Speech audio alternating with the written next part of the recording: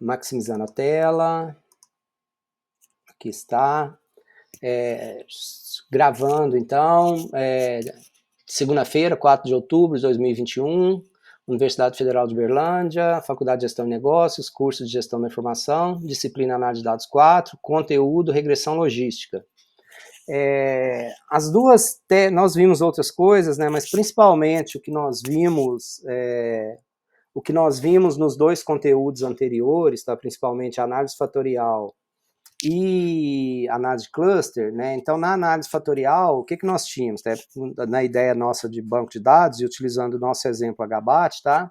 Então, a gente tem lá, né, aquela base de dados nossa lá, que nós temos, naquela base de dados nossa, nós temos 100 observações, e nós temos as variáveis lá, né, naquela base, que tem o identificador do respondente, né, ou aqui é o identificador, aí nós temos lá x1, x2, até a da x23, que é aquela base de dados nossa lá, tá? Então, quando nós estudamos análise fatorial, né, os conjuntos de técnicas estatísticas que nós utilizamos, tá?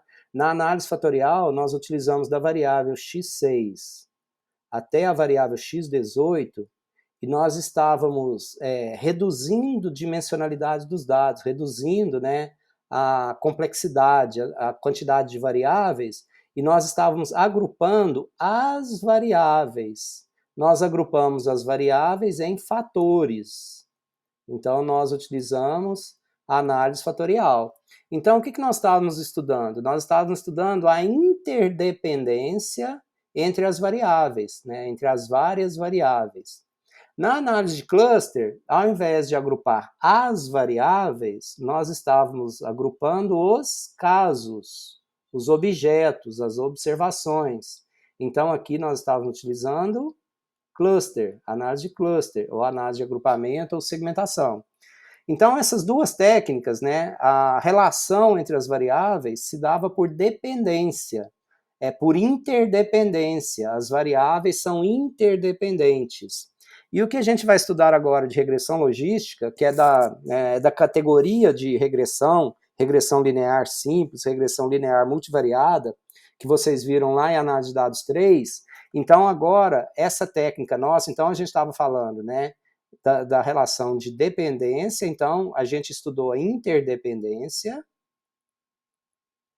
e agora a gente está estudando a dependência. Então, o que a gente tem agora, tá? Quando a gente está estudando essas técnicas de dependência, e a regressão logística é uma das técnicas de dependência entre as variáveis, significa que nós temos uma variável dependente. Essa variável dependente, ela depende de variáveis independentes. Então, aqui a gente tem um beta 0, mais um beta 1 x1, mais um beta 2 x2, mais um beta n xn, ok? Então, o que acontece? Olha só. Por que a gente chama de variável dependente e variáveis independentes? As variáveis independentes, elas são dadas, elas vêm primeiro, elas acontecem primeiro. Então, a gente tem essas que são dadas, que acontecem, que existem primeiro, e essas variáveis, elas causam a variável dependente. Então, a nossa variável dependente, né, ela recebe esse nome de variável dependente porque ela depende das variáveis independentes. Então, quantas variáveis independentes forem. Então, essas variáveis são dadas. O que nós fazemos? O que a nossa técnica faz? Tá? Então, quando a gente está fazendo, né, aplicando, tratando, né, implementando algum modelo de dependência, nós estamos procurando, nós estamos tentando ajustar esses coeficientes, os betas. Então, o beta 0, o beta 1, o beta 2, o beta n. Então, qual é a melhor configuração desses betas? Né, quais são os melhores valores desses betas, dado as variáveis que nós temos, x1, x2, xn, qual que é o melhor valor desses betas, para nós estimarmos, para nós definirmos a nossa variável dependente. Então, quando estudamos a regressão linear multivariada, nós poderíamos ter aqui, por exemplo, ó, vários de vocês têm cartão de crédito, né? Então, imagino que vários de vocês devem ter também o Nubank. Então, o Nubank, né, é uma forma, né, de bancarizar a população, e muitos de vocês provavelmente teve o cartão Nubank como um primeiro cartão. Mas independente de ser o Nubank ou de ser qualquer outro, né? Então, o que a gente quer é um limite. Então, qual que é o limite que você terá no seu cartão de crédito, no seu Nubank? Aí o Nubank te pergunta algumas coisas, né? O Nubank te pergunta assim, qual que é a sua idade? Qual que é a sua idade? Qual que é a sua renda?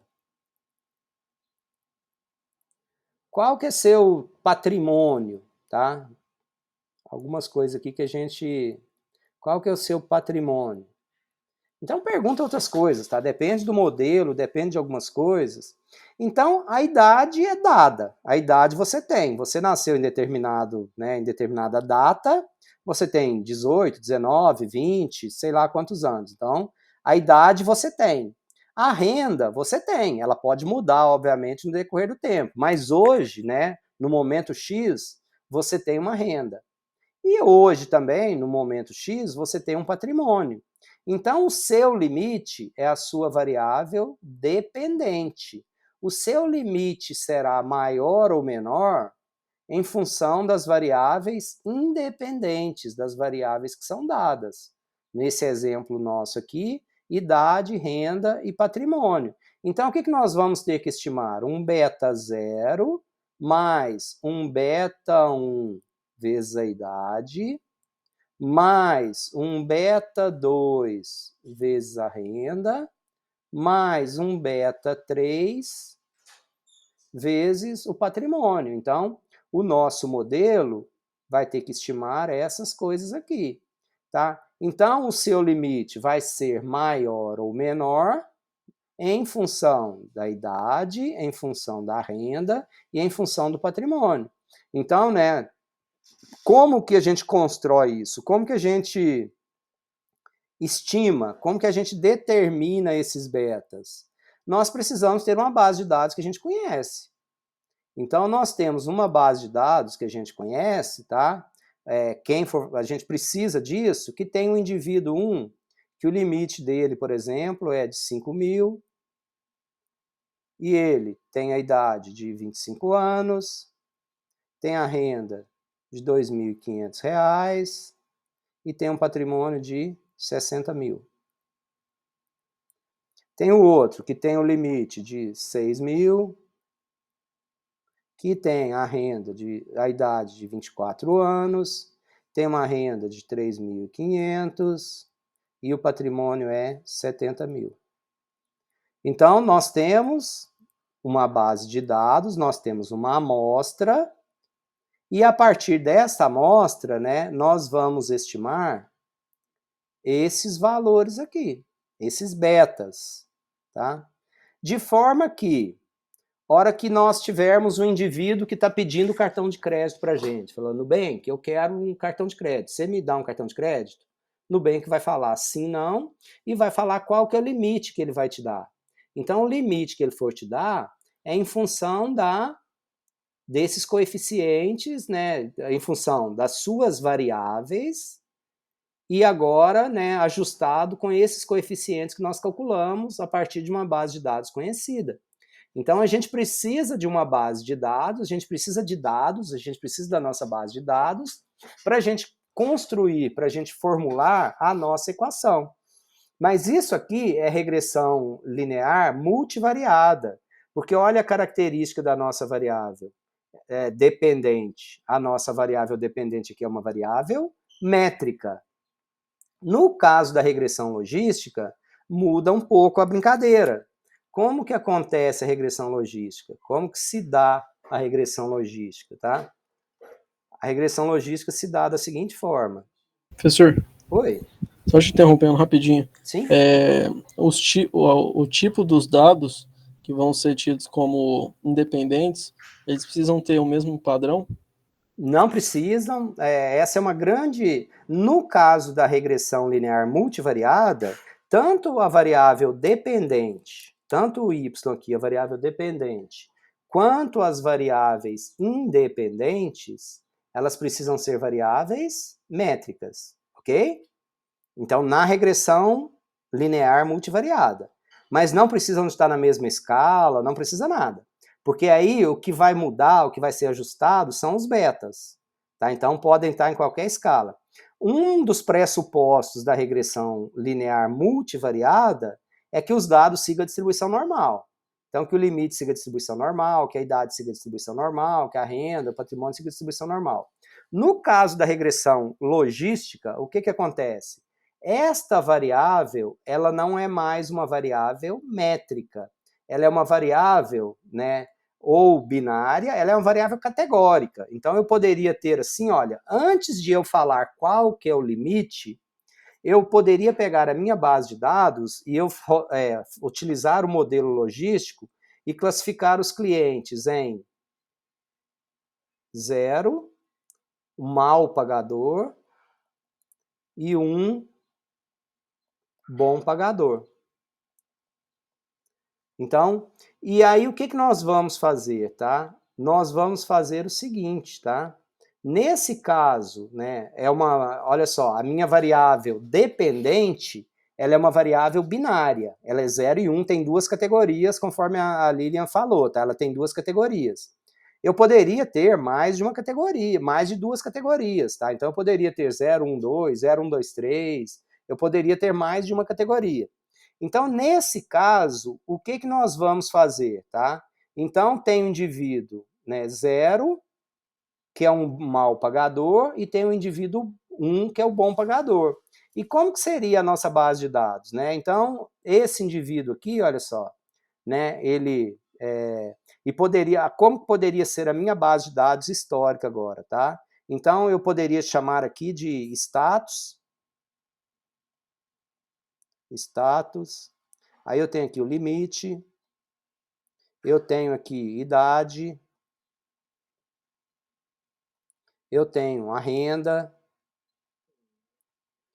aí eu poderia ter aqui, tá? Eu posso deixar o patrimônio, mas eu poderia ter aqui também agora, por exemplo, gênero.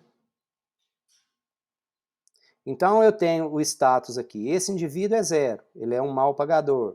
O limite dele é 2.500.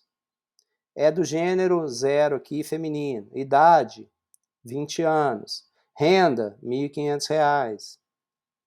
Patrimônio, R$ 30.000. Tem esse outro indivíduo aqui, status 1. O limite dele é R$ 1.600. Também é do gênero feminino. Idade, 25 anos. Renda, R$ 2.300. Patrimônio, R$ 35.000. Então, aí, olha só. Então, o que nós temos agora, tá? Então, nós temos uma base de dados, né? A gente precisa dessa base de dados para a gente construir o nosso modelo, só que nós não vamos definir se o indivíduo é 0 ou se o indivíduo é 1. Essa aqui agora é a nossa variável dependente.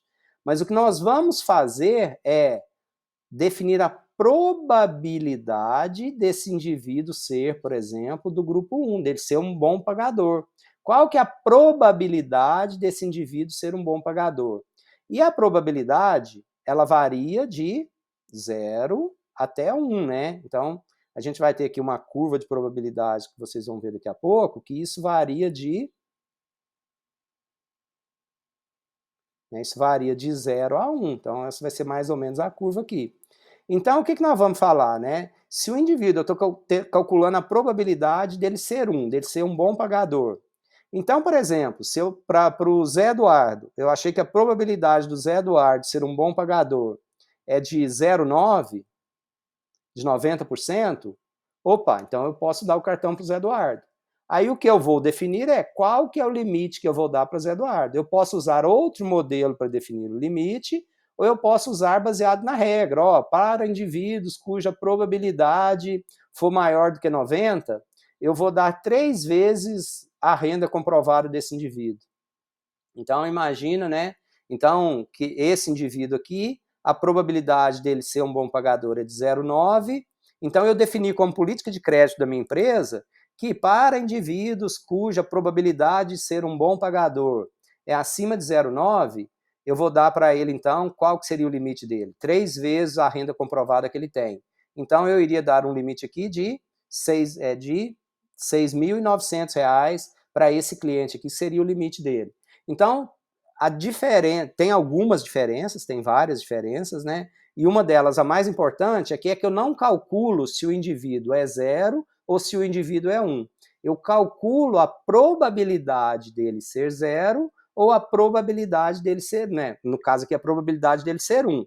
Obviamente, né, a probabilidade de ser um bom pagador mais de mau pagador é igual a 1. Nesse caso aqui, né, se eu estou calculando a probabilidade de ser um bom pagador, quanto mais alta essa probabilidade, quanto mais próximo de 1, significa, né, que esse cara vai pagar a conta dele, vai pagar a fatura dele de cartão de crédito, né, ele tem perfil, ele tem características de ser um bom pagador, que ele pagaria, né, então essa conta dele, e eu poderia então emprestar dinheiro para ele, que ele seria um bom pagador. Entenderam a lógica, a ideia geral de funcionamento da coisa, como que funciona? Faz sentido? Não faz sentido? É importante entender esse conceito geral. Agora, aí que a gente vai entrar agora em mais detalhes de como que isso funciona, tá? Não, certinho, faz sentido sim. Fique à vontade aí para interromper, eu não os vejo. Caso queira fazer algum comentário, alguma pergunta, abra o microfone e me chamem, por favor, tá bom? Beleza. Então, o que nós temos? Olha só, a regressão logística, né? Então, a Liliane comentou aí com a gente, é uma variável dependente binária. E as variáveis independentes podem ser métricas e não métricas, elas podem ser de qualquer categoria, de qualquer tipo, né? Então, se a variável dependente é binária, 0 e 1, tá? Então tem duas categorias, binário, a nossa regressão logística é binária. Se a nossa variável dependente tem mais de duas categorias, por exemplo, certamente não compraria, não compraria, não compraria, talvez e compraria. Tá? Então, esse é 0, 1, 2. Então, eu estou estudando, entendendo a probabilidade de um indivíduo não comprar, de talvez comprar e de comprar, certamente comprar. Então, aqui eu tenho 3 categorias. Então, se isso acontecer, nós estaríamos tratando de regressão logística multinomial, porque a variável dependente, ela teria mais de 2 categorias. Tá? Então, o mecanismo, né, de como que a gente calcula isso muda um pouquinho, varia um pouquinho, mas a questão mais relevante é a minha variável dependente, ela tem 2 categorias ou tem mais de 2 categorias? No frigir dos ovos, como que é calculado a regressão logística multinomial, tá? Então, por exemplo, né, na hora de calcular, eu calculo 0 contra não 0. Então, na verdade, a gente vai transformando a multinomial em binária também para a gente calcular, tá? E também a gente pode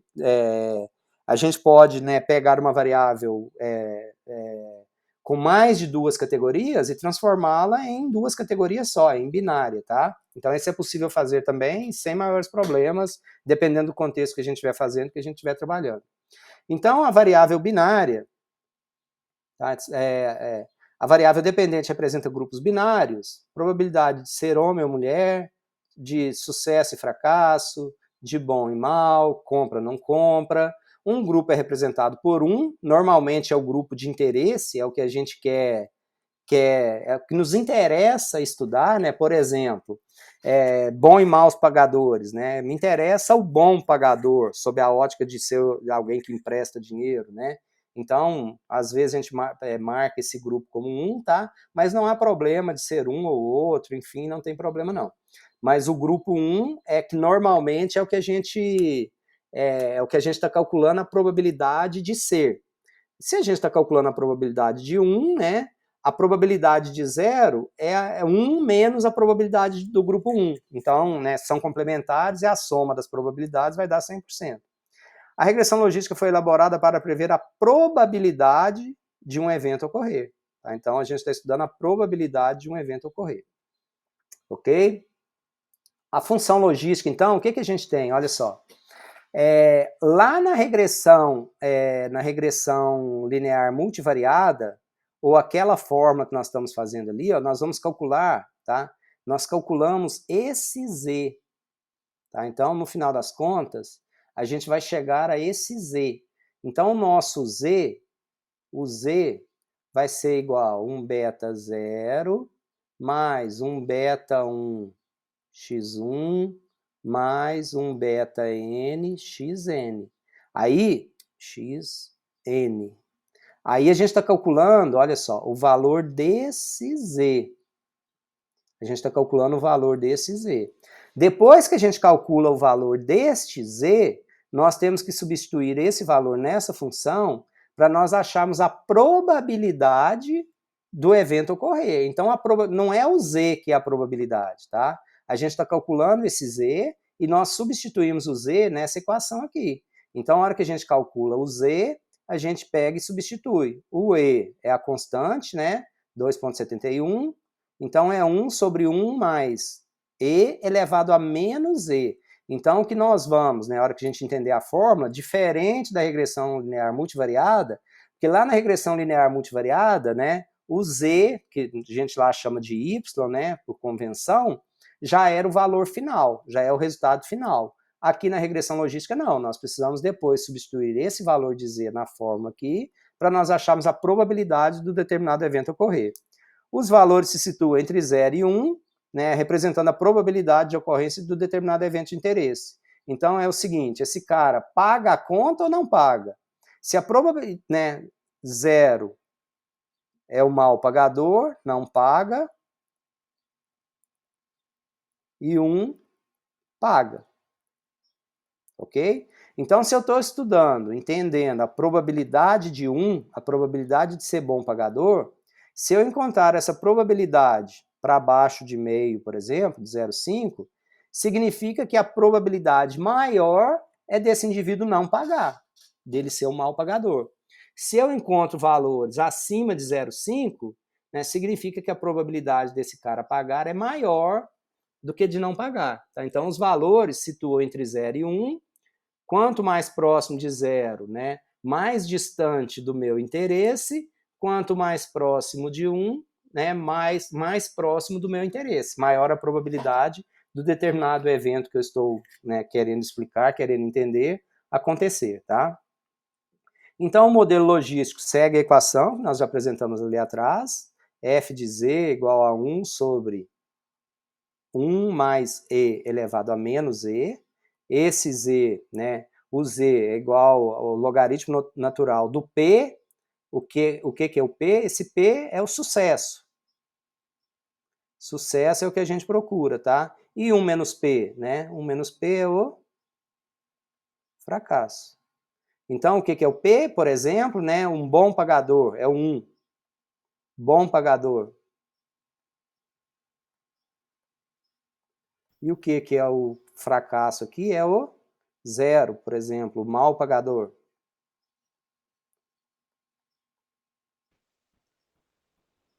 Então, no final das contas, é isso que a gente está procurando, né? Então, o Z é igual a um alfa, né? Ou beta 0, depende de como que a gente quiser convencionar a chamar isso aqui, tá? Ou beta 0, mais um beta 1 x1, mais um beta 2 x2, mais um beta k xk.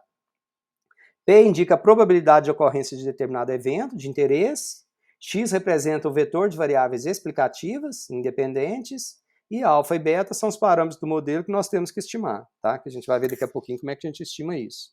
E esse termo, né, o logaritmo natural de P, da probabilidade de sucesso, menos o fracasso, ele é chamado de logit. Então, quando a gente observar isso aqui, esse termo ele é chamado logit, por isso regressão logística também, tá?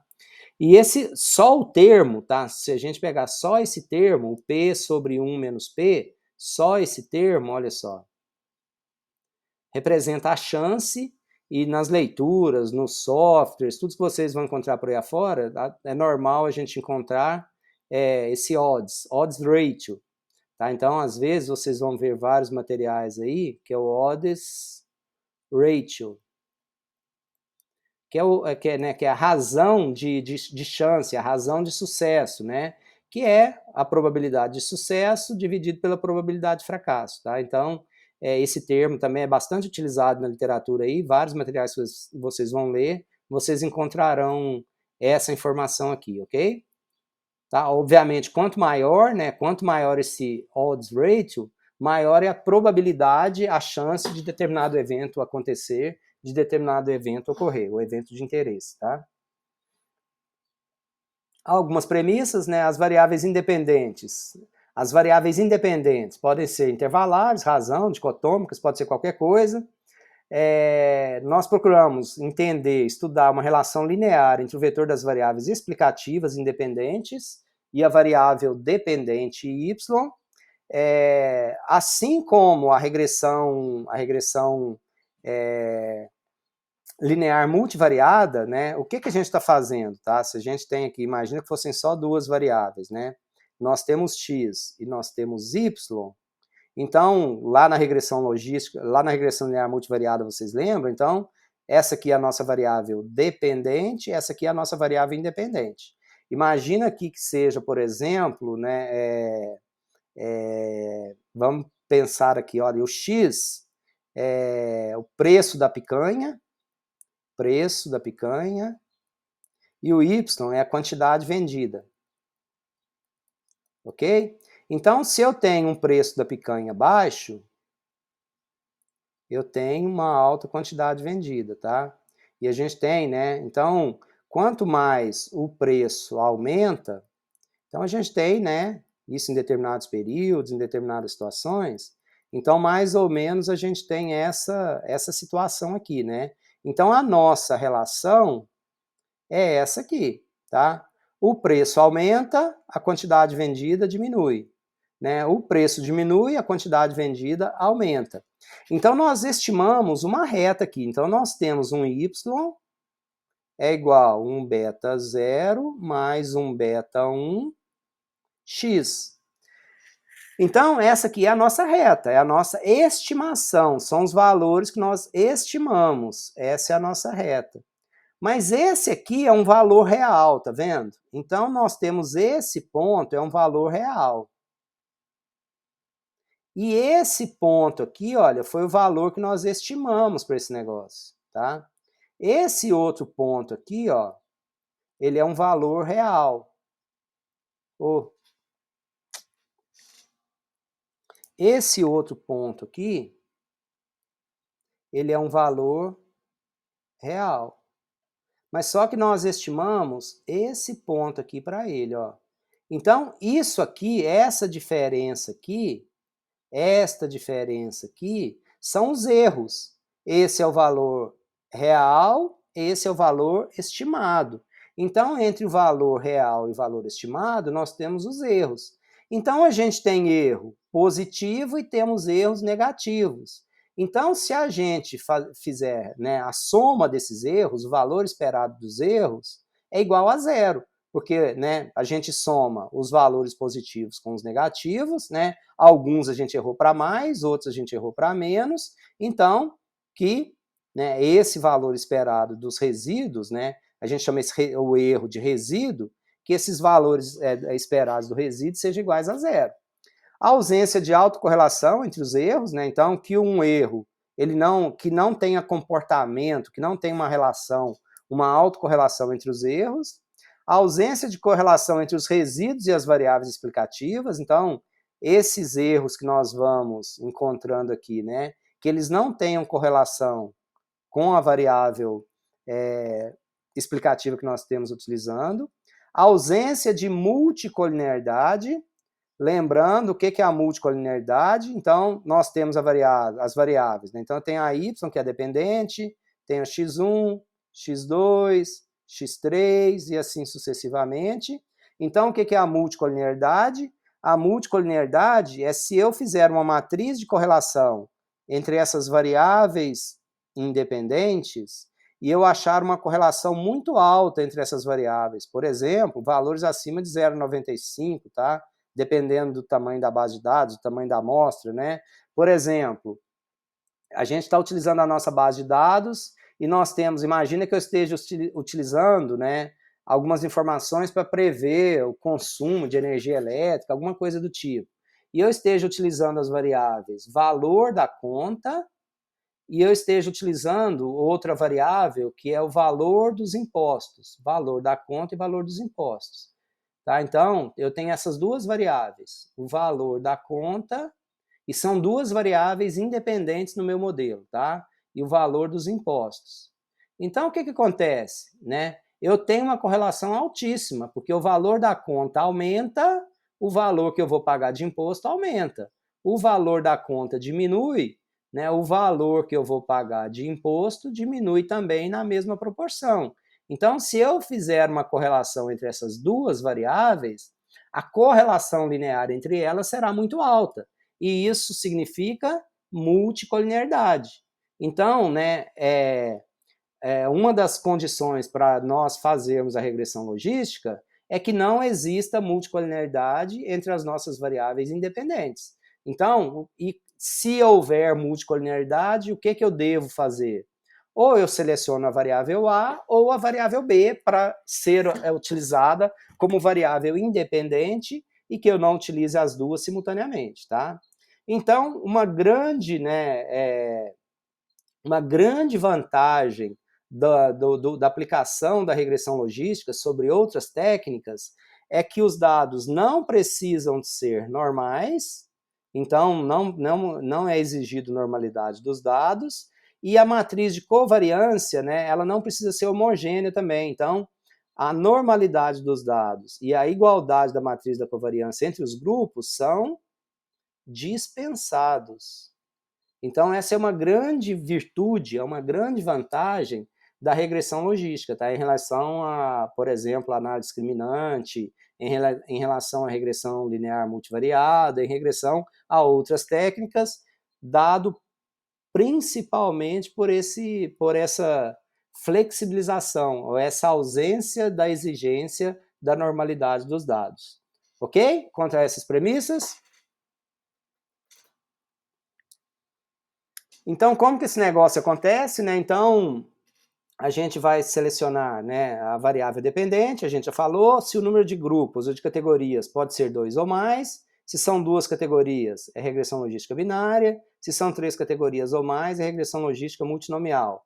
Essas categorias devem ser mutuamente excludentes e cobrir todos os casos, ou seja, né, se eu tenho na minha base de dados, né, 1000 casos, então eu não posso ter um caso que simultaneamente ele é 0 e 1. Ele tem que ser mutuamente excludente. Ou ele é 0 ou ele é 1.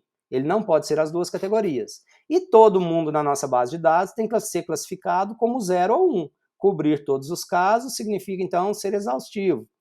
E se na minha base de dados tiver alguém que não tem a classificação de 0 e 1, né, esse cara ele não vai ser utilizado na amostra, ele vai ser eliminado da nossa análise, porque os casos que nós incluirmos na análise, eles devem ser mutuamente excludentes, ou é da categoria 0 ou é da categoria 1, e deve cobrir todos os casos, ser exaustivo. Caso a variável dependente seja métrica, nós podemos transformá-la em uma variável categórica. Principalmente no trabalho de vocês, alguns dos trabalhos de vocês, talvez isso vá acontecer, né? Então, se eu, por exemplo, imagina que eu esteja trabalhando com IDH. Imagina que eu esteja trabalhando o índice de desenvolvimento humano, tá? O IDH, ele varia, né, de 0 a 1, né? Então, quanto mais próximo de 1, né, melhor é esse índice, tá? Representa melhores condições de vida de uma sociedade, de uma população. Quanto mais próximo de 0, ele é pior. Então, na maioria das bases de dados que a gente trabalha, a gente tem esse DH variando de 0 e 1. Então eu não consigo utilizá-lo como variável dependente na regressão logística? Consigo, eu posso fazer o seguinte, tá? Se, né, para o IDH de 0 até 5, até 0,5, eu vou classificá-lo como 0, e esse 0 significa baixo. E de 0,5, acima de 0,5 até 1, ele vai ser o IDH, que vai ser do grupo 1, que vai ser alto. Então, eu peguei uma variável métrica, né, e transformei essa variável, transformei ela em variável categórica. Alguns de vocês devem lembrar lá do exercício da análise fatorial, por exemplo, quando eu falo, olha, divida, né, pegue indivíduos cujo fator 1 esteja até na mediana e acima da mediana. Então, eu dividi aquilo, eu tinha uma variável que era métrica, e eu transformei aquela variável métrica em duas categorias, né? Até a mediana e acima da mediana. Então, é possível nós pegarmos variável métrica e transformá-la em uma variável categórica e utilizar, então, essa variável como uma variável dependente na nossa base, tá? E já falamos, as variáveis independentes, elas podem ser métricas ou não métricas, ok? É muito comum, né, um estudo de validação do modelo usando recursos de divisão da amostra, né, a gente chama isso de partição da amostra, ou validação cruzada, ou cross-validation, tá? Então, como que isso funciona? O que que acontece? Quando a gente desenvolve o modelo, né, quando a gente faz uma regressão logística, ou quando a gente usa algumas técnicas estatísticas, o que que a gente tem, né? A gente tem uma base, por exemplo, igual vocês estão com as bases de dados de vocês aí dos trabalhos finais. Então, a gente está utilizando essa base de dados. Imagina, né, a minha base de dados, o meu exemplo ali anterior, que eu estou fazendo um modelo para conceder crédito para os meus clientes. Então, eu tenho uma base de dados aqui, tá, que eu vou chamar aqui de status, né? O status.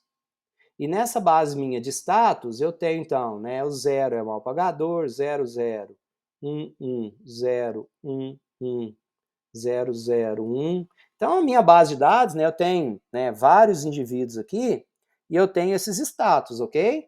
Então, já é conhecido, né, o indivíduo 1, ele é um bom pagador, e o indivíduo 0, ele é um mau pagador.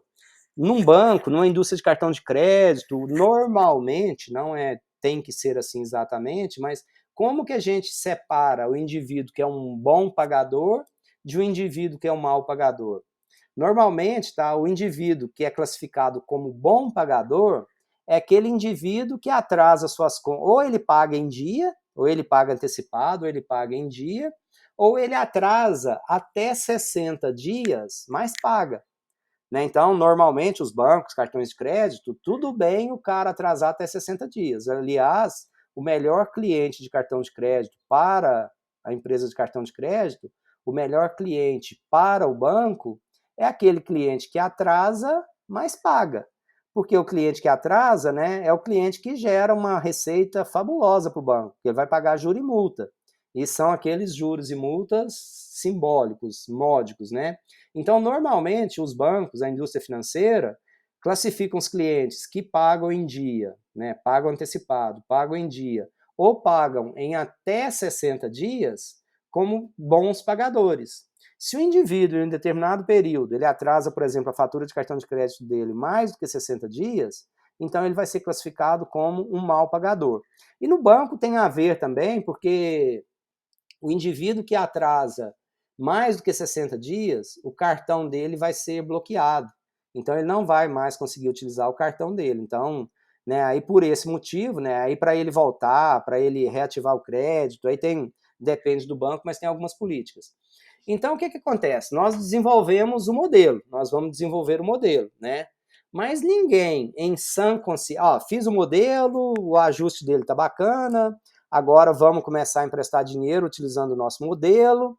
E aí o que acontece, né?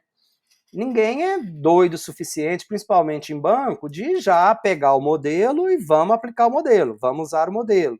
Então, o que normalmente nós fazemos, tá? Nós chamamos ou nós fazemos, tá? Nós utilizamos essa base de dados que a gente tem, que é uma base de dados conhecida, aí nós pegamos uma parte da base, nós pegamos ela e chamamos de amostra de modelagem. Amostra de modelagem. Ou treino.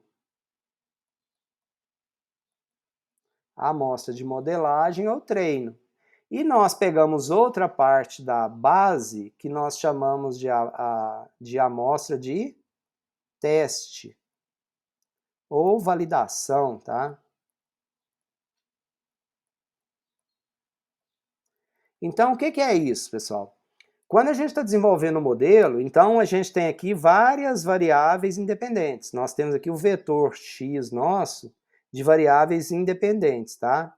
Então, lembra lá da equação. Então, o z é igual a um beta 0 mais um beta 1 x1 mais um beta n xn. Então, nós vamos estimar os betas.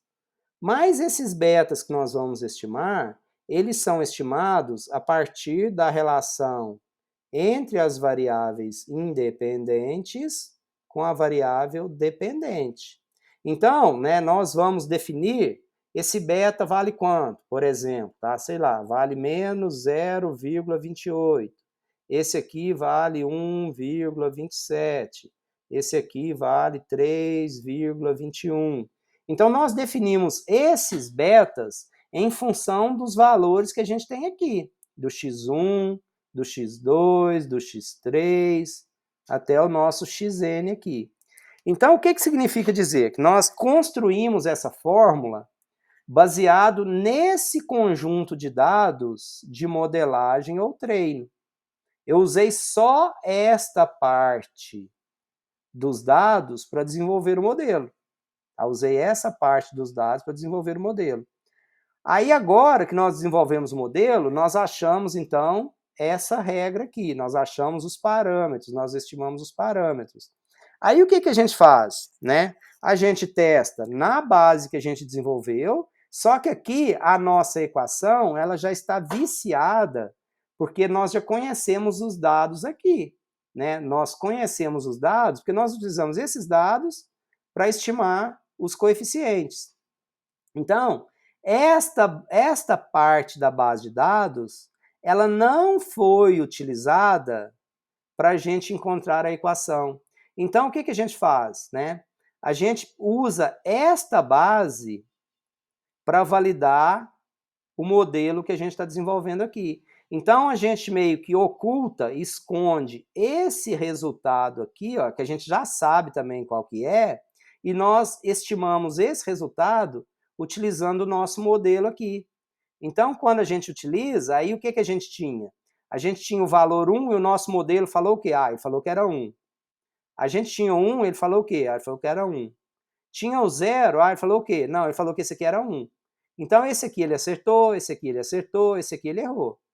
Aí aqui ele falou que era 0, aqui ele falou que era 1. Então, ele acertou, errou. Então, aí nós vamos ver, né, se o nosso modelo está acertando ou se o nosso modelo está errando. Se o nosso modelo está bom ou se o nosso modelo não está bom. Então, né, a gente vai fazer, quando a gente divide isso, tá? É normal, então, a gente dividir a nossa base de dados que a gente tem, tá? Isso depende do tamanho da base de dados, depende de algumas coisas, mas basicamente, tá? A gente vai dividir esta parte que a gente chama de modelagem treino, ela às vezes tem de 50% de 50% a 75% do tamanho da base de dados. Por exemplo, se eu tenho 1000 casos na minha base de dados, né, essa base de modelagem ou treino, ela vai ter de 500 a 750 casos. E a nossa amostra de teste ou validação, ela vai ter uma base menor. Então, ela tem aqui de 50% a 25% dos casos, né? Então, por exemplo, se eu falei que a amostra de modelagem, nesse exemplo nosso de uma base de dados de 1000 casos, se a minha amostra de modelagem tem 50% dos casos, ela tem 500 casos. A de teste, obviamente, vai ter 500 também. Ou se eu falei que aqui nós teremos 75% dos casos, né, 750, essa aqui terá 250. Então, né, a soma dessas duas bases de dados dará os 100%, dará a minha base de dados total. E se a amostra for muito pequena, nós não vamos dividir essa base de dados, nós vamos fazer validação no mesmo grupo que foi utilizado para desenvolver a função, tá? Então, se a base de dados é muito pequena, eu vou utilizar a mesma base de dados, né? Por que é pequena? Menos de 100 registros, 40 registros, 50 registros, 70 registros. Então, normalmente, a gente utiliza a mesma base de dados que a gente desenvolveu para fazer essa validação. Não é o ideal, mas se a base é muito pequena, não faz sentido eu diminuir mais ainda a base de dados para estimar os parâmetros do nosso modelo, tá? Então, a gente tem, né, quando a gente está fazendo né, por exemplo, eu tenho aqui, eu tenho real, imagina aqui que eu tenho real,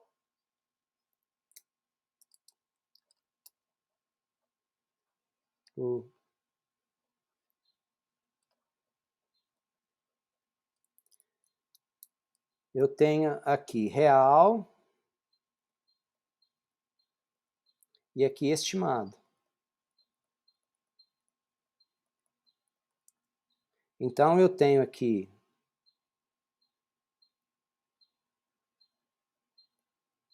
mal e bom, aqui mal e bom.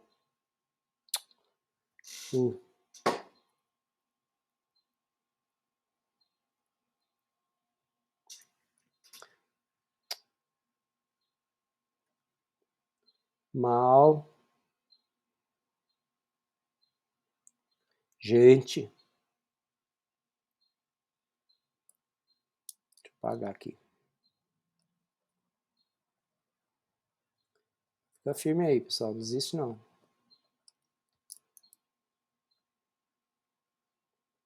Mal e bom. Aqui mal e bom. Então, a gente tem essa situação aqui. Então, imagina que aqui eu tenho, que eu tenho acertado, por exemplo, né? Sei lá. O indivíduo é um mau pagador e o meu modelo falou que ele é mau, tá? Então, né, sei lá, eu acertei aqui 100 desses casos, tá? E o cara é um mau pagador e o meu modelo falou que ele é bom. Então, eu errei esse cara. Imagina aqui que eu tenha 10. Então, no total aqui eu tenho 110. Aí, eu tenho do outro lado aqui, o cara é um bom pagador e o meu modelo também falou que ele é um bom pagador. Então, eu tenho aqui 200 casos, por exemplo, tá? E eu tenho, né, o cara é um bom pagador e o meu modelo falou que ele é um mau pagador. Eu coloquei aqui também 10, tá? Então, aqui eu tenho 110, 210. Aqui eu tenho 210, 110.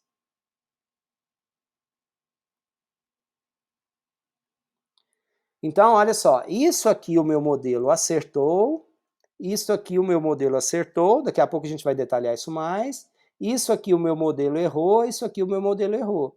Então, quando a gente está fazendo isso aqui, tá? Eu estou falando o seguinte, eu estou fazendo uma validação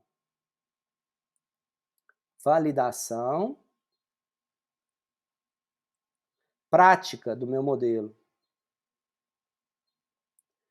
Na prática, quanto que o meu modelo está acertando e quanto que o meu modelo está errando, tá? Então, essa aqui é uma validação prática, é um ajuste prático do meu modelo. Tá? Então, aqui é o ajuste prático. Então, eu estou olhando o ajuste prático. Mas como todo modelo está... Então, isso aqui, né, na prática, o meu modelo está acertando e está errando quanto, tá? Quantos por cento ele acerta, quantos por cento ele erra. Então, aqui a gente está fazendo, está avaliando, está analisando o ajuste prático do nosso modelo. Mas a gente tem também, tá, o ajuste estatístico, a avaliação estatística do nosso modelo. Então, a gente tem, né, esse pseudo R2 ou R2 Logit, né, que a gente leva em conta o valor de verossimilhança, ou menos 2LL, ou menos 2 log verossimilhança. Então, quanto menor o valor de menos 2LL, melhor é a adequação do modelo. Então, quando a verossimilhança for 1, indica ajuste perfeito, indicando ajuste perfeito, né? Isso, o valor de menos 2LL é 0, tá? Então, é muito difícil isso acontecer na prática, tá? Então, isso aqui é quase, né? Se isso acontecer, a gente desconfia, tá? Que tem alguma coisa errada, porque, né, o ajuste perfeito do nosso modelo é muito raro, tá? E outra coisa que dificulta aqui também a gente analisar o menos 2LL é em função unidade de medida das variáveis que nós estivermos trabalhando. Então, se forem variáveis com valores muito grandes, é normal que esse menos 2LL ele seja grande. Então, como que nós analisamos muitas vezes o menos 2LL? Tá? Então, a gente tem uma situação, um estágio zero. Um estágio zero.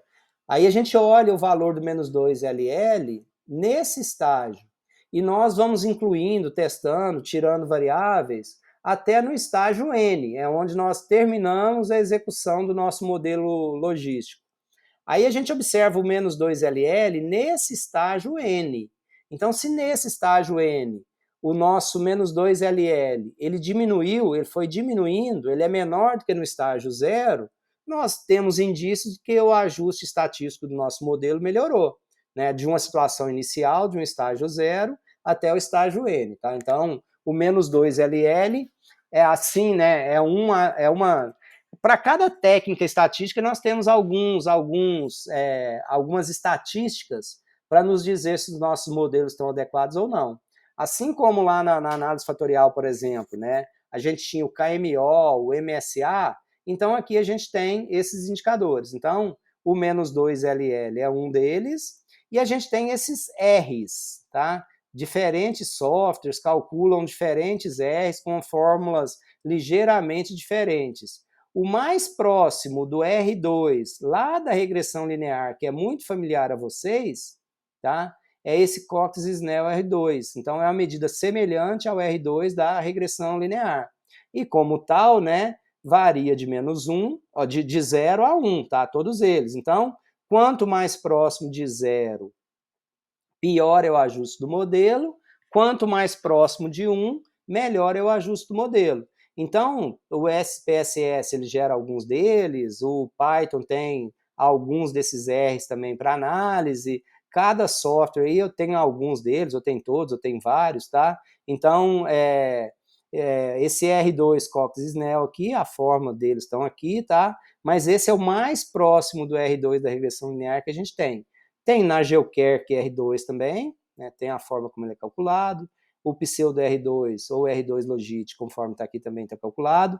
Então, dependendo do software, ele gera essas estatísticas, e é importante a gente entender o seguinte, esses R's. Quanto mais próximo de 0, pior é o ajuste do modelo. Quanto mais próximo de 1, melhor é o ajuste do modelo, tá?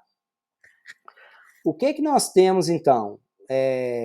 Nós temos na nossa base HBAT, tá? Eu vou rodar aqui hoje, né, para vocês verem o resultado final, tá?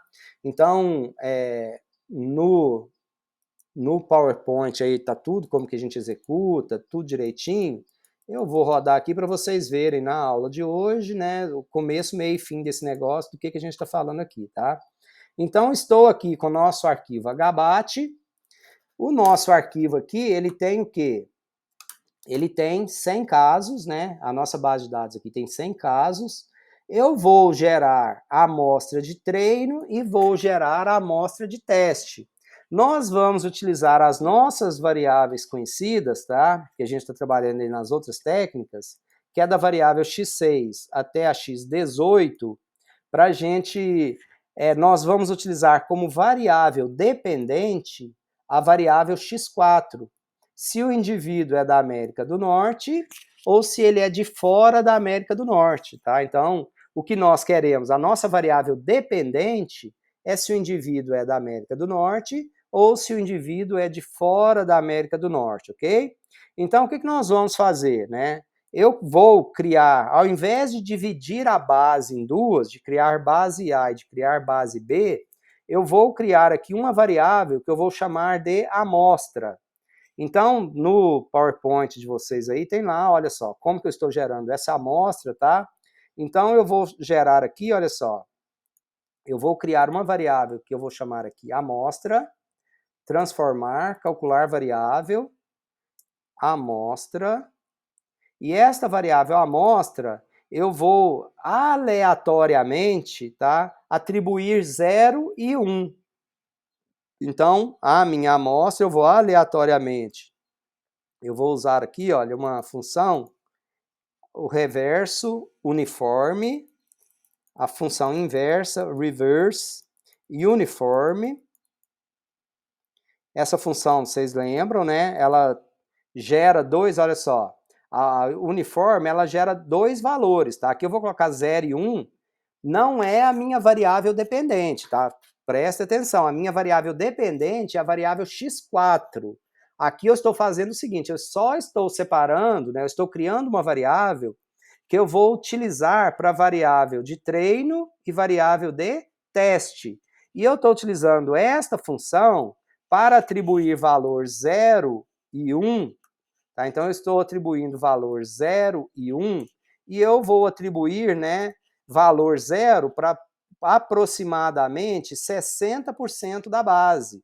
Então o que eu estou fazendo com essa formulinha aqui, olha só, vou atribuir aleatoriamente valor 0 e valor 1, e vou atribuir valor 0 para aproximadamente 60% da base, que é o que a gente tem ali, tá bom? Então, só estou fazendo isso, olha só. Ok? Calculei a variável amostra, olha só. Será que deu certo?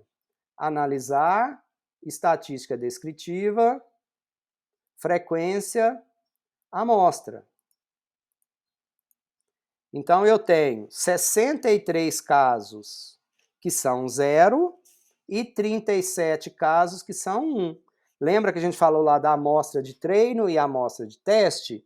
Então, a minha amostra de treino terá 63 casos. A minha amostra de teste terá 37 casos. Mas a minha variável dependente é a variável x4. Então, dá até para eu olhar quantos casos de cada um, estatística descritiva, tabela de referência cruzada, a variável x4 é a minha variável dependente. A minha variável amostra é a amostra de treino e a amostra de teste. Então, o que a gente tem? Olha só, na nossa amostra 0, que é a amostra com 63% dos casos, eu tenho 23 indivíduos que são da América do Norte e 40 indivíduos que são de fora da América do Norte. Na nossa amostra de treino,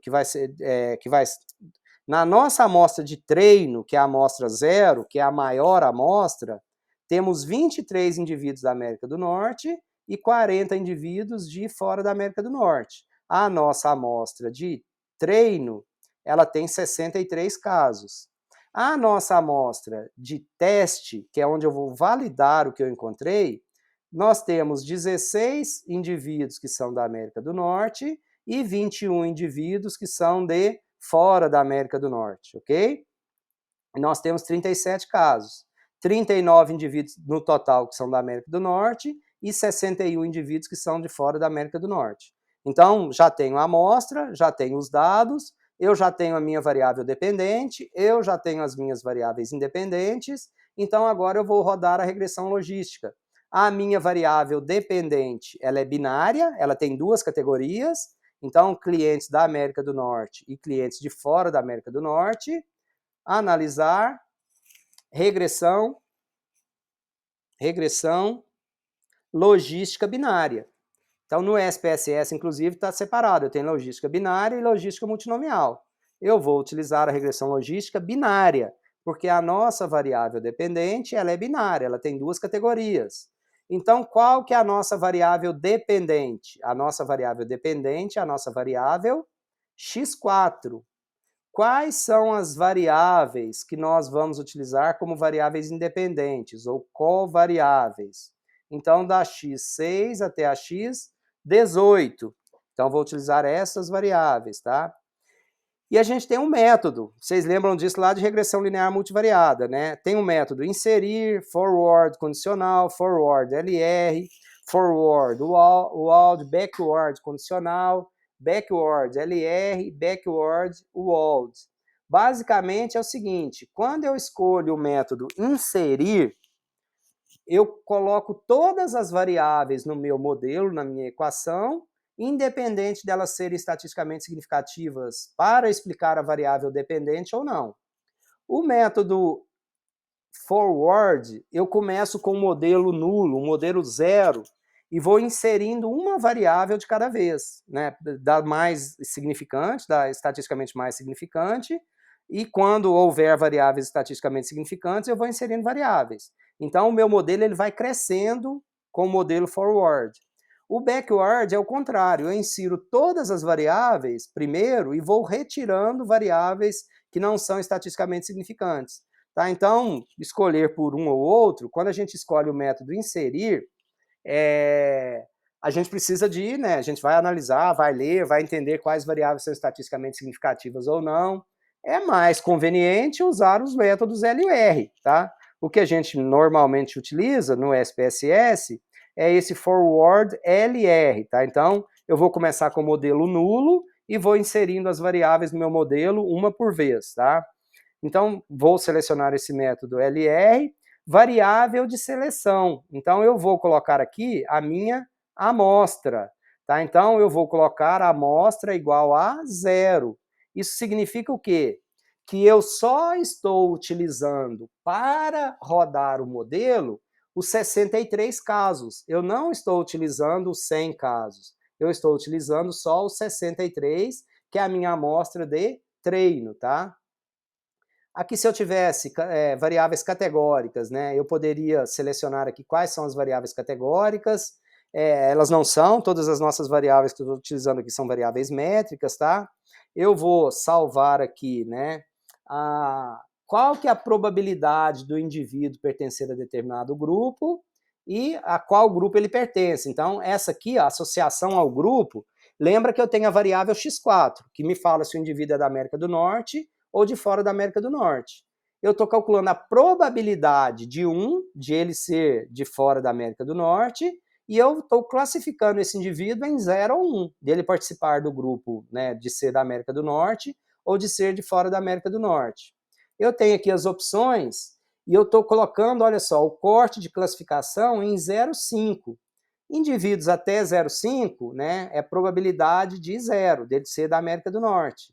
Acima de 5, esse de 0,5, de meio, né, esse indivíduo é de fora da América do Norte. A gente poderia modificar aqui esses valores, tá? Eu tenho aqui algumas outras, histórico de interação, intervalo de confiança para o XB, qualidade do ajuste, gráfico de classificação. Então tem, né, preservar memória para análises complexas, não vai ser o caso aqui. Para variável, entrar no modelo, tá? Ela tem que ser, né, estatisticamente significante. Uma vez que ela está no modelo, eu incluí outra variável. Se a sig dela, se o p-valor for maior do que 0,10, ela será removida. Ela entrou, mas na hora que eu incluo outras variáveis, né, aí a relação entre elas modifica. Se o p-valor da variável que entrou em determinado momento, esse p-valor dela subir, aumentar e passar de 0,10, então eu vou retirar. Para ela entrar, é valores menores do que 0,05. Para ela sair, valores maiores do que 0,10. Então, se isso acontecer, a gente vai retirar a variável. Incluir constante no modelo, né, o beta 0, para ter o beta 0, continuar. Isso aqui eu não preciso fazer nada. E ok, estou rodando o modelo. Então, nós temos aqui o nosso modelo agora. Vamos explicar cada uma dessas coisas. Então, o que a gente tem aqui? Olha só. Resumo.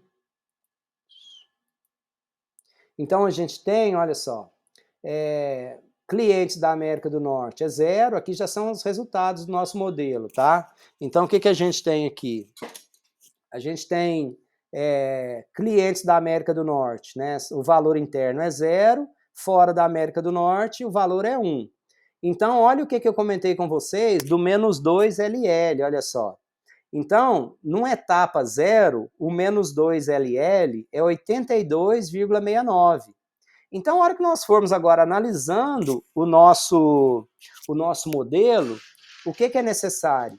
É necessário que ao final, a hora que a gente terminar o modelo, que esse menos 2LL ele seja menor do que 82. Se ele for menor do que 82, o nosso modelo melhorou. Se ele for maior do que 82, então significa que o nosso modelo não é adequado, tá? Então, seria um modelo não adequado.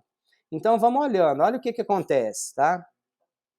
A nossa base de dados tem 63 indivíduos. Então, nós estamos aqui com 63 indivíduos na nossa base de dados, tá? Aí, o que acontece? Eu falo para vocês o seguinte, tá? Assim, imagina que a gente não tivesse informação nenhuma, tá? Eu vou falar para vocês o seguinte, pessoal, nós temos numa base de dados aqui, olha, eu tenho 63 indivíduos, e é sabido que desses 63 indivíduos, 40 são de fora da América do Norte e 23 são da América do Norte. Mas eu não sei quem é quem. Eu sei que 40 são de fora da América do Norte e 23 são da América do Norte, tá? Eu quero que vocês separem esses indivíduos de forma que vocês acertem a maior quantidade possível, com certeza, que vocês não errem, que vocês acertem a maior quantidade possível, com certeza. Vocês vão separar entre indivíduos da América do Norte e indivíduos de fora da América do Norte. Então, como que vocês fariam isso para, com certeza, vocês classificarem a maior quantidade de clientes de forma correta? Qual que seria o método que vocês utilizariam? Alguém arrisca?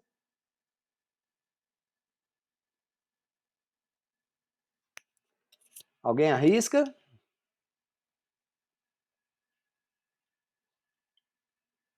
Tem alguém aí? Aqui.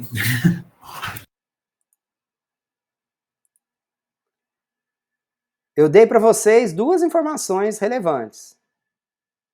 3, na verdade, né? Quais são essas informações relevantes? Eu falei que na base tem 63 indivíduos. Eu falei que 40 deles são de fora da América do Norte, mas não sei quem é quem. E eu te falei assim, eu quero que vocês separem esses indivíduos de forma que vocês me garantam que vocês vão acertar a maior quantidade possível de indivíduos. Como que vocês separariam esses caras? Como que vocês classificariam essa turma?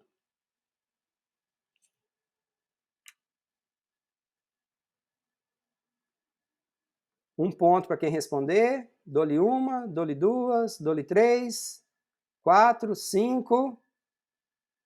Não? Eu separaria esses indivíduos da seguinte forma, né? Como eu sei que tem 40 que é de fora da América do Norte e 23 que são 40 de fora e 23 da América do Norte, eu classificaria os 63 como sendo da América do Norte, né? Porque com certeza eu acertaria os 40. Então eu classificaria todo mundo como sendo da América do Norte, tá? Então, eu acertaria, no geral, eu acertaria 63,5, porque eu acertaria 40 de 63. Então, aí não tem erro, porque esses 40, com certeza eu acertaria. Então, esse é o nosso ponto de partida para a regressão logística, né? O nosso modelo que a gente vai desenvolver, tá? No final das contas, ele precisaria acertar mais do que 63,5, tá? Porque sem modelo nenhum, 63,5 eu já consigo acertar. Isso na nossa amostra de treino, tá? Que são 63 indivíduos. Mas eu tenho aqui na nossa amostra de teste também. Então, na nossa amostra de teste, né, eu vou acertar 21 em 37, tá? Então, eu acerto 21 em 37, eu acertaria 56,8. Então, no nosso modelo de treino, o nosso modelo tem que acertar mais do que 63,5, na nossa amostra de teste, mais que 56,8, tá? E aí, então, né, a gente tem um modelo zero, esse modelo zero nosso, olha só.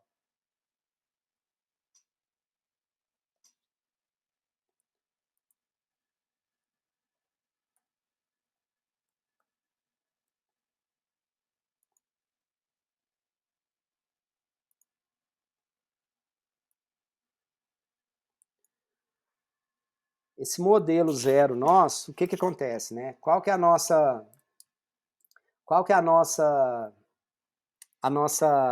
o nosso modelo logístico é assim, olha só. Então, esse modelo zero nosso, ele não tem nenhuma variável, ele só tem a constante, tá? Então, lembra que a nossa fórmula do modelo é igual Z é igual 1 beta 0 mais 1 beta 1 x1 mais um beta 2, x2, mais beta n, xn. Então, o que a gente tem aqui? E nós temos, então, né, o P de Z, que na verdade vai ser igual ao P de 1, né, é igual a 1 sobre 1 mais E elevado a menos Z. Então, para esse modelo nulo nosso, tá, que nós não estamos utilizando variável nenhuma, a gente tem um modelo que é o seguinte, o nosso Z é igual ao beta zero, olha só, o Z é igual a 0,553, que olha, a constante, o B, o beta zero. Tá? Então, o nosso modelo aqui é Z igual a 0,553. Então, qual que é a probabilidade do indivíduo, né? Então, quando eu faço isso aqui, olha só, o P, né? Então, eu vou substituir ali agora, olha só. Então, o P de 1, o que é P de 1? A probabilidade do indivíduo ser de fora da América do Norte é igual a 1 sobre 1 mais E elevado a menos 0,553. Então, o P de 1 aqui é igual a quanto? P de 1 vale quanto? Quem sabe isso agora no chute? Dou 5 pontos para quem falar. Dou-lhe uma, dou-lhe duas, dou-lhe três, dou-lhe quatro, dou-lhe 5. O P de 1 é igual a 0,635. P de 1 é igual a 0,635, ou 63,5%. Porque o nosso modelo só está levando em consideração esta constante. Então, não interessa a nota que o indivíduo deu para a variável x6, para x7, para x8, né? Então, nesse modelo zero nosso, né, esta aqui é a probabilidade do indivíduo ele pertencer, né, de ser um indivíduo de fora da América do Norte, tá? Então, a pergunta do nosso Google Forms de hoje é, considerando o nosso modelo nulo, na base de dados que nós estamos utilizando, tá? O nosso modelo nulo, qual que é a probabilidade do indivíduo ser de fora da América do Norte? Continuando.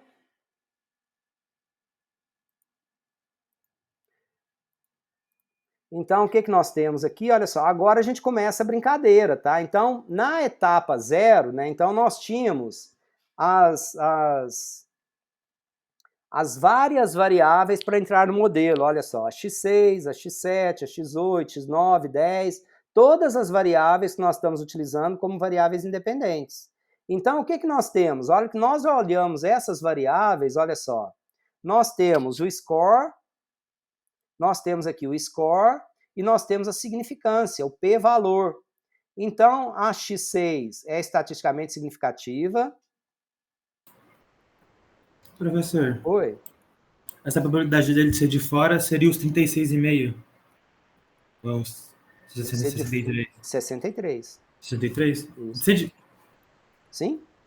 Acho que não entendi. Por que 63% de fora? Porque...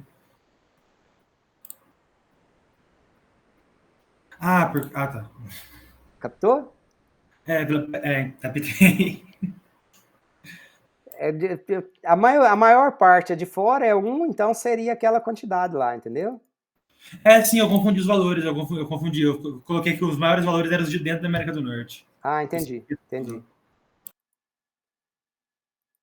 Aí o que nós temos aqui agora? Olha só, nós fizemos o modelo nulo, né? Então o jeito de eu classificar a maior quantidade correta lá é classificando todo mundo como sendo de fora da América do Norte, e a probabilidade dele ser de fora da América do Norte naquela base nossa ali é 40 em 63, é 63,5%. Então o nosso modelo é aquele modelo lá.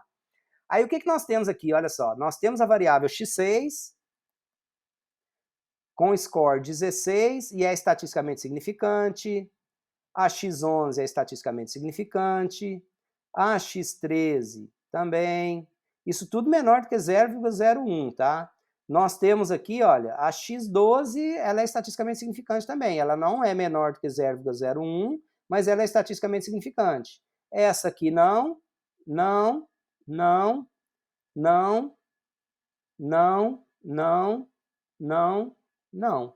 Ou seja, essas variáveis não são capazes de separar quem é do grupo 0, quem é do grupo 1, tá? E aí, o que nós temos? Olha só, quando a gente olha para essas variáveis, né, a x13, olha só, é a variável com o maior coeficiente. Então, antes eu tinha um modelo que o meu z era igual a um beta 0. Agora eu já vou ter um z que é igual a um beta 0 mais um beta 1 x13. Então, essa variável x13 é a variável que entrará no meu modelo, tá? Por quê? A primeira variável entra uma por vez. Então, nós vamos executando e rodando isso, né? Um passo de cada vez. Então, nós temos aqui, olha só. Então, o que a gente tem agora? Olha só. A gente tem o seguinte, então, isso aqui no estágio 0, tá? Então, a gente tem as iterações aqui. Olha o que aconteceu com menos 2LL, tá? Então, na etapa 1, que é essa variável que entrou, lá na etapa 0, menos 2LL, ele era... Cadê isso? O menos 2LL era de 82. A hora que entrou a variável x13, o menos 2LL já caiu para 50. De 82 para 50, mas daqui a pouco a gente volta nele.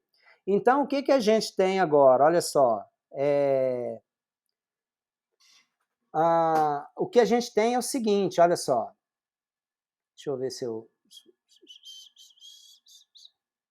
Então, o que a gente tem? Olha só, depois a gente volta lá, tá? Nesse ponto aqui, olha só, então, deixa eu copiar aqui para... Daqui a pouco eu vou voltar lá, eu vou falar o que foi acontecendo passo a passo, tá?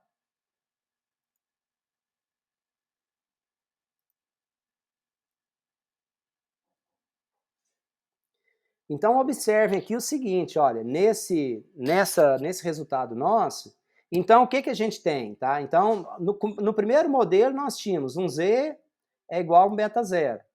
Depois, nós tínhamos z é igual a um beta 0 mais um beta 1 x13. Observem que aqui, olha, tem o x11, x12, x14. O x13 não está mais aqui, porque ele não está mais disponível, né, para entrar no modelo, tá? Porque ele já está no modelo. Aí a gente vai olhar, observem que as significâncias das variáveis agora vai mudando, olha só. Ainda é estatisticamente significante? Não, não, não, não, sim, não, não, não, não, sim, não, sim. Então, a gente tem aqui, na verdade, olha só, 1, 2, 3, 4 variáveis passíveis de entrar no nosso modelo ainda, tá? A nossa x17 agora é que tem o maior coeficiente. Então, o nosso modelo agora é igual a z é igual a um beta 0 mais um beta 1 x13 mais um beta 2 x17. Lembrando que a gente está fazendo o nosso modelo, é o forward, entrando uma variável por vez, então a gente tinha o modelo nulo, agora o modelo com a variável x13, agora o modelo com a variável x17, e no estágio seguinte, né, tem alguma variável para entrar no modelo ainda? Então a gente vai olhar aqui agora, olha, no estágio 2.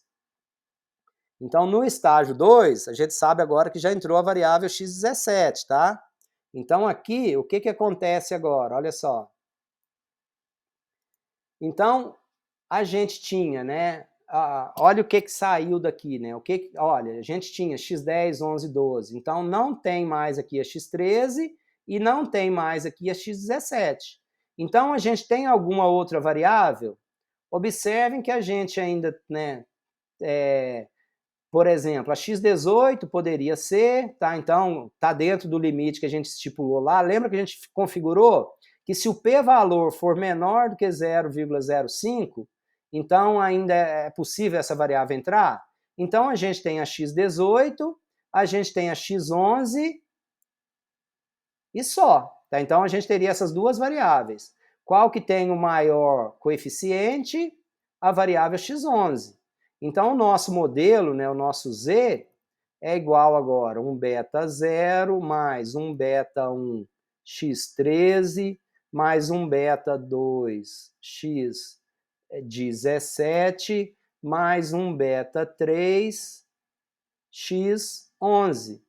Tá? Então, o nosso modelo, no final das contas, teria essas variáveis. E depois que entrou o x11, vamos ver o que acontece? Então, na etapa 3, olha o que acontece na etapa 3.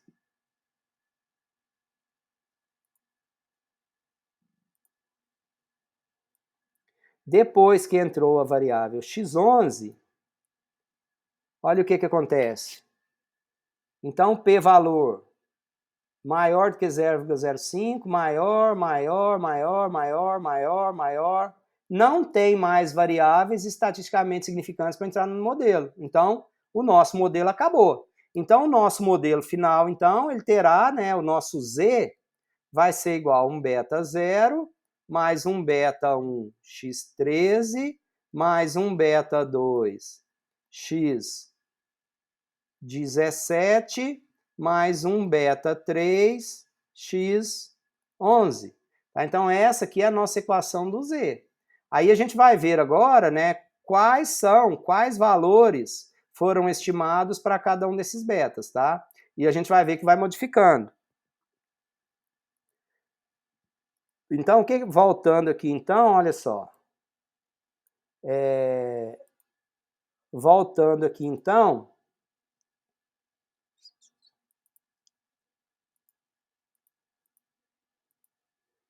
o que a gente tem aqui? Variáveis na equação.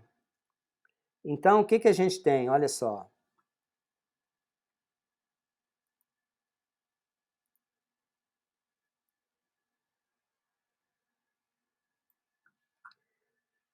O que a gente tem aqui é o seguinte, então, olha só.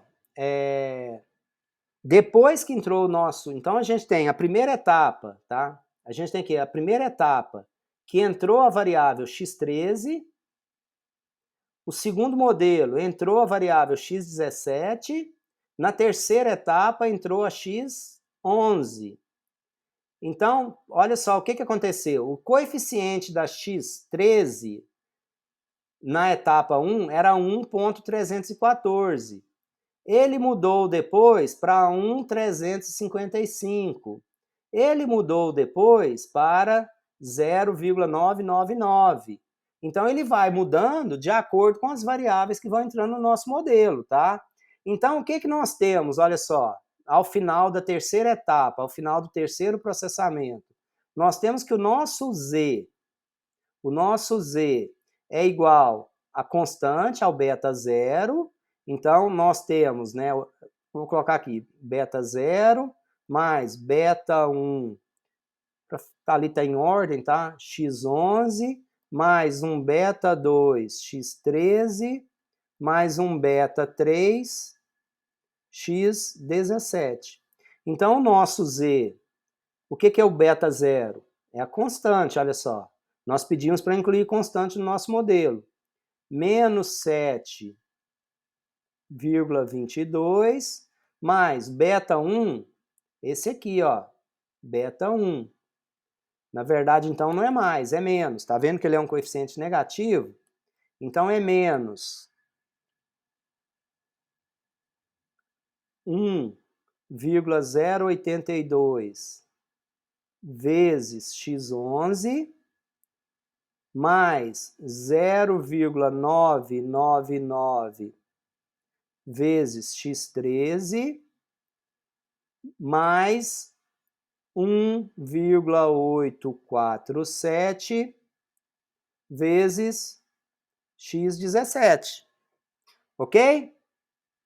Aí eu pergunto assim, aí a gente pode até ver lá o que é o x11, 13 e 17. Olha só, o x11, 13 e 17, x11, linha de produto, x13, preço competitivo, x17, flexibilidade de preço. Tá? Aí eu pergunto, qual que é a probabilidade de um indivíduo que deu nota 10 para a linha de produto, nota 10 para preços competitivos e nota 10 para flexibilidade de preço, para X17, qual que é a probabilidade desse indivíduo ser de fora da América do Norte? Então, para a linha de produto, para preço competitivo e para flexibilidade de preço, esse indivíduo deu nota 10. Então, qual que é a probabilidade desse indivíduo ser de fora da América do Norte? Então, seria Z é igual a menos 7,22 menos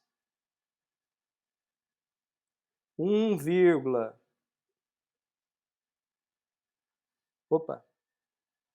menos 10,82 mais 9,99 mais 18,47. Né? Então, esse aqui é o valor do Z, entendeu? Eu substituí o X11 por 10, ele deu nota 10 para X11, ele deu nota 10 para X13, ele deu nota 10 para X17. Ok? Então, né, o Z dele, a hora que a gente fizer, então, a probabilidade de ser de fora da América do Norte é igual a 1 sobre 1 mais E elevado a menos Z. O Z é exatamente esse Z aqui, é o resultado dessa conta aqui. Então, o indivíduo que deu nota 10 para as 3 características, para os 3 atributos, qual que é a probabilidade dele ser de fora da América do Norte? Basta fazer a conta aí que a gente saberia, tá? Então, isso aqui é para a gente calcular o score, né, a probabilidade de um determinado indivíduo. Mas a gente precisa ver o resto do ajuste do nosso modelo aqui, tá? Então, essas aqui são as variáveis na equação. Então, qual que é a nossa equação? Como que nós chegamos na equação? Então, o que que a gente observa? Olha só. As variáveis no modelo a gente tem cadê? Tabela de classificação, resumo do modelo. Então, o que que a gente tem? Olha só, o menos 2LL saiu lá do 52.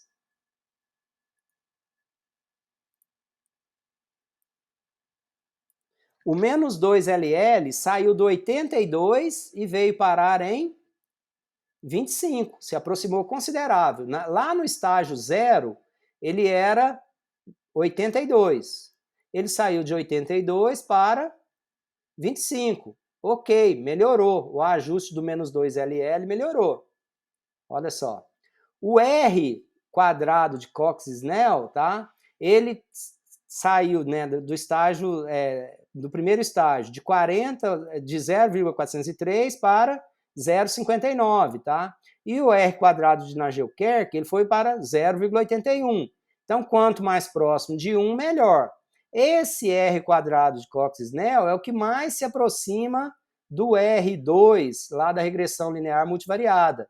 Então, é possível dizer que esse modelo nosso, né, ele explica 59,7% da variabilidade dos dados, né, da variabilidade da variável dependente pelas variáveis independentes. Então, que estatisticamente esse modelo nosso teria uma probabilidade de acerto, né, de 59,7%. Esse aqui é o ajuste estatístico do nosso modelo. Então, quando a gente está olhando esse resumo do modelo, a gente está olhando para o resumo estatístico. E essa tabela de classificação é o nosso ajuste prático do modelo que eu comentei com vocês lá na hora que a gente estava discutindo os pontos lá teóricos dos nossos modelos, das nossas análises, tá? Então, o que que nós temos aqui? Olha só. A gente saiu de um modelo que lá, quando eu não tinha modelo nenhum, ele estava acertando 63,5 e 58, né? Acho que 58. Ele estava acertando 63,5 e 56,8. Olha o que foi acontecendo, tá? A hora que rodou a etapa 1, a hora que rodou o estágio 1, né, que nós incluímos a nossa variável x13, o nosso modelo ele saltou de 63 para 79 e de 56 para 64,9. A diferença era que ele estava acertando 100% de quem não é da América do Norte. Obviamente, agora ele diminuiu. Ele acertou 34 e errou 6. Mas ele tinha errado 100% de quem era de fora da América, de quem era da América do Norte. Agora ele está acertando 69. Então, no geral, ele está acertando 79 e 64. Na amostra de treino, 79. Na amostra de teste, 64. Incluímos a variável x17. Passou para 92,1, passou para 78,4.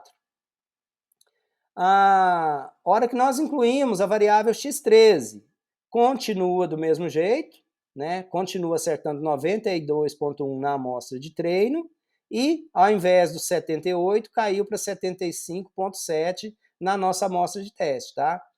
A gente poderia escolher não incluir a variável x11 na nossa análise, tá?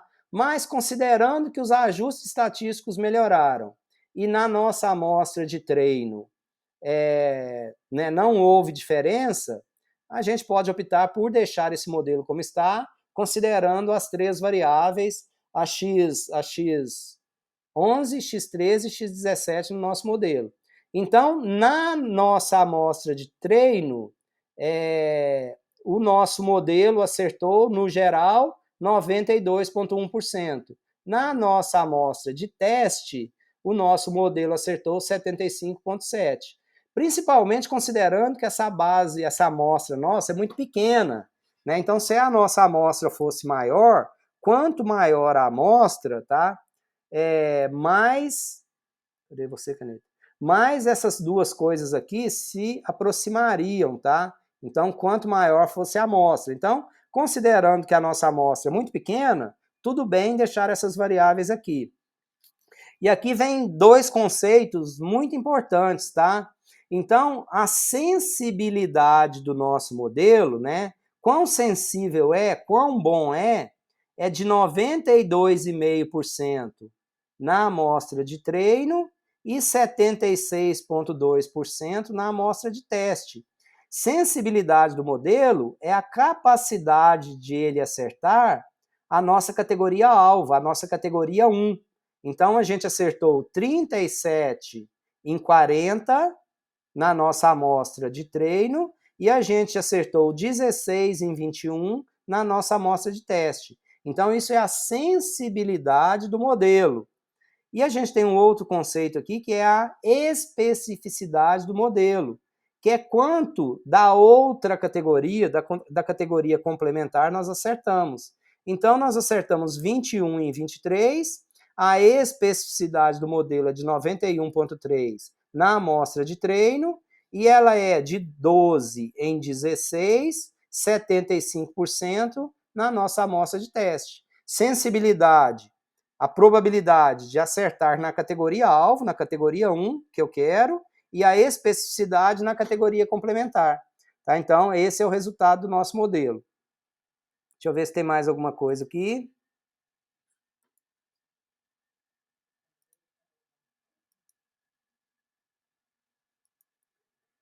Então é isso, falamos do ajuste, falamos da tabela de classificação, falamos das variáveis na equação, e nós gravamos na nossa base de dados, olha só, nesse caso aqui, tá? Eu gravei a categoria, olha só, a probabilidade de ele ser de fora da América do Norte, tá? Então, esse indivíduo aqui é um que ele errou, olha só. Desculpa, eu não olho da amostra, eu olho da variável x4. Esse indivíduo é de fora da América do Norte. O meu modelo falou que ele é de fora da América do Norte e com a probabilidade de 97,5%. Tá?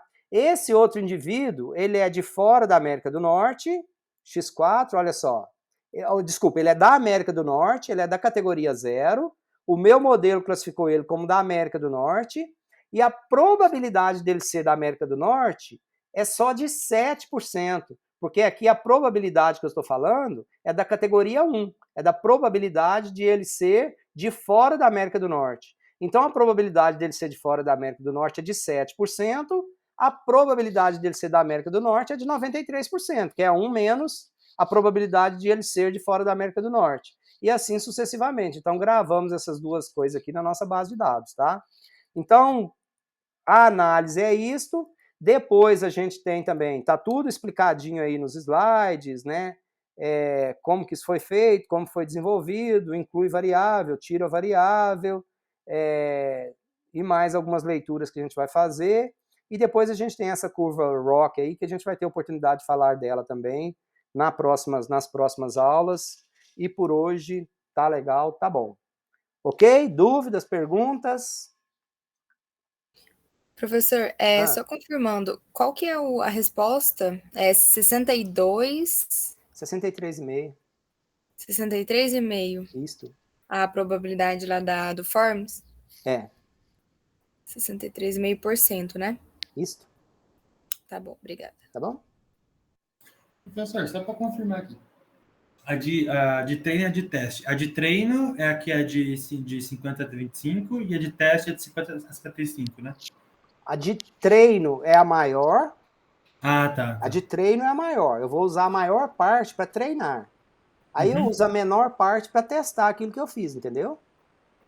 Ah, tá. Então você usa a maior parte. A análise você faz na maior parte, você testa para ver se ela tá certa na menor. Na menor parte. Ah, entendi. Eu estava entendendo o porquê do nome. Tá bom? Então é de treino, onde que eu estou treinando, onde que eu estou achando a fórmula. Eu achei a fórmula, eu vou testar a fórmula. Aí é a amostra de teste. Quando você testou, você aplica na base inteira? Não, aí eu aplico na base de teste. De teste? Aí depois o meu modelo, a equação tá legal, eu vou colocar ele em produção, por exemplo. Imagina que é para conceder crédito, para falar se o cliente é um bom pagador ou mau pagador. Aí quando o cara vier me informar aquelas variáveis que foram relevantes, né? Aí eu utilizo aquilo lá para tomar decisão, entendeu? Por exemplo. Então você vai fazer a regressão, vai montar uma fórmula e pode usar a fórmula em outras bases de dados. Em outra base de dados agora. Lembra daquela fórmula que aqui eu achei, né? O Z é igual a X13, X11, imagina que seja lá para conceder crédito. Que seja a idade do cliente, a renda dele. Então, o indivíduo que vai pedir um limite no cartão de crédito, ele informa a situação A, B, C e D, eu jogo na fórmula e falo, esse cara tem um perfil de bom pagador, eu posso emprestar dinheiro para ele. Ou não, esse cara tem um perfil de mau pagador. Eu vou dar para ele, né, o limite, mas vai ser um limite baixo, entendeu? Entendi. Tá certo? Tranquilo. Não, certinho, obrigado. Beleza, pessoal? Nos vemos na quarta. Professor, aí na semana que vem a matéria, você já acha que acabou? A parte logística? Tenho fé que na quarta de semana que vem a gente acaba. Aí vocês terão mais uma semana aí para passar a régua, para terminar os trabalhos, para fazer tudo e a gente caminhar para o final do semestre. Beleza. Tá certo? Certinho. Obrigado. Grande abraço, pessoal. Até quarta. Abraço, até quarta. Abraço, pessoal. Um abraço, professor. Obrigadão. Até mais.